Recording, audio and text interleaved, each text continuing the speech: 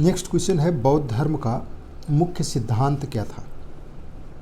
तपस्या था, मध्यम मार्ग था, युद्ध था, व्यापार था? मध्यम मार्ग। ठीक, तो बौद्ध धर्म ने यानी भगवान बुद्ध ने मध्यम मार्ग को जीवन में अपनाने के लिए प्रेरित किया और ये सबसे ज़्यादा सुलझा हुआ और सबसे ज़्यादा प्रभावी मार्गों में से एक है, जिससे कि आप अपने जीवन को बहुत प्रभावी तरीके से व्यतीत कर सकते हैं। ठीक, मुख्य सिद्धांत मध्यम मार्ग है, जो ज़्यादा अत्यधिक भोग और कठोर तपस्या के बीच में क्या कहता है?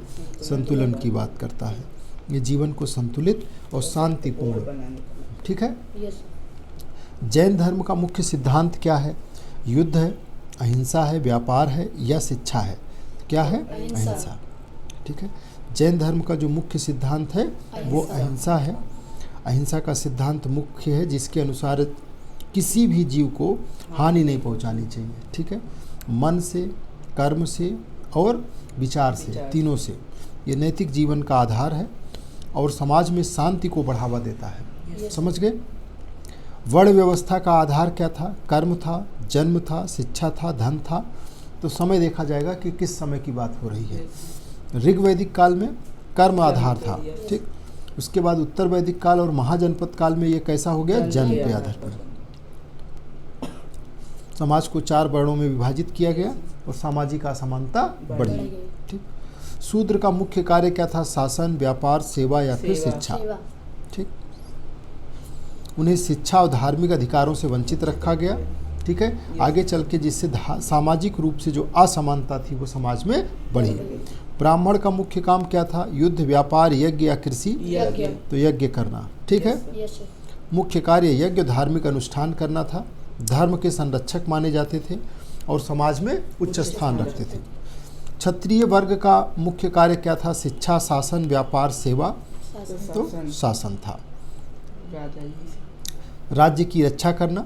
राजा और सैनिक इसी वर्ग में आते थे। वैश्य का मुख्य काम क्या था? युद्ध, व्यापार, शिक्षा, सेवा। तो क्या था? व्यापार। इनका मुख्य काम था व्यापार। व्यापार कृषि और पशुपालन से जुड़ा था। तो ये समाज का आर्थिक आधार थे।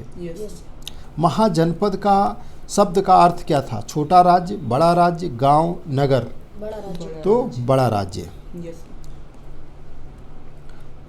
विकसित राज्य। ठीक है, ये छोटे जनपदों से मिलकर के बना था और बड़े राज्यों को दर्शाता था। नगरीकरण का परिणाम क्या था? युद्ध, आर्थिक विकास, शिक्षा या फिर धर्म। तो नगरीकरण से क्या हुआ? आर्थिक विकास। नगरीकरण से व्यापार और आर्थिक गतिविधियां बढ़ी, जिससे आर्थिक विकास हुआ और नगर जो थे वो व्यापार के केंद्र बन गए। ठीक है, महाजनपद काल का अंतिम परिणाम क्या था? वैदिक धर्म, मौर्य साम्राज्य, गुप्त काल, मुगल काल। तो क्या हुआ?